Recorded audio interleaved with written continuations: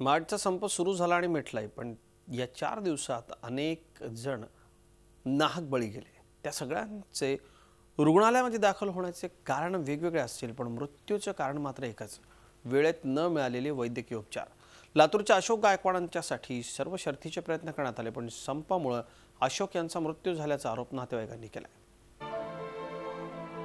लातूर शहरातील मळवटी रोड भागात राहणाऱ्या 32 वर्षीय अशोक गायकवाड या युवकानं घरगुती कारणास्तव विषारी औषध प्राशन केलं।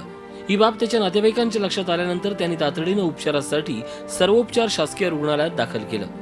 मात्र शासकीय रुग्णालयातील निवासी डॉक्टर सामूहिक रजेवर असल्यामुळे अशोकला वेळेत उपचार मिळू शकले नाहीत। 3 तास वाट पाहूनही उपचार न मिळाल्यामुळे अशोक गायकवाड यांचा मृत्यू झाल्याचा आरोप त्यांच्या कुटुंबियांनी केलाय। त्यांच्या संपामुळे माझं अतोनात नुकसान झालेलं, माझा लेकरासारखा भाव गेलेला आहे। बघा आता काय करू शकतो, काय कारवाई होईल ते सीसीटीव्ही फुटेज बघा, वाटलं तर आमची काय तकलीफ असेल तर त्याला वेळेवर उपचार भेटले नाहीत, एवढंच माझं म्हणणं आहे।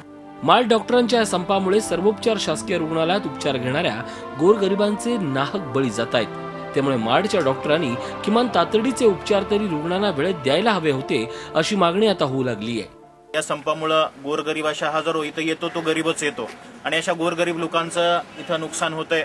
या डॉक्टरांच्या संपामुळे अजून किती पेशंटचा, किती गरीब लोकांचा बळी जातो हे सांगता येणार नाही। त्याच्यामुळे जे काही घटना घडली, त्या घटना घडलेल्या जे काही डॉक्टर दोषी असतील त्या दोषी डॉक्टरांवर योग्य ती कार्यवाही करावी।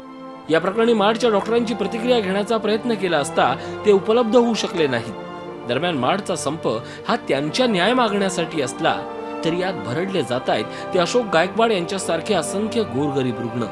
त्यामुळे वेळोवेळी संपाचं हत्यार उपसणाऱ्या माडच्या डॉक्टरांना नेमका पाझर कधी फुटणार हा मोठा प्रश्न आहे। Shashikant Patil, Zee media, Latur.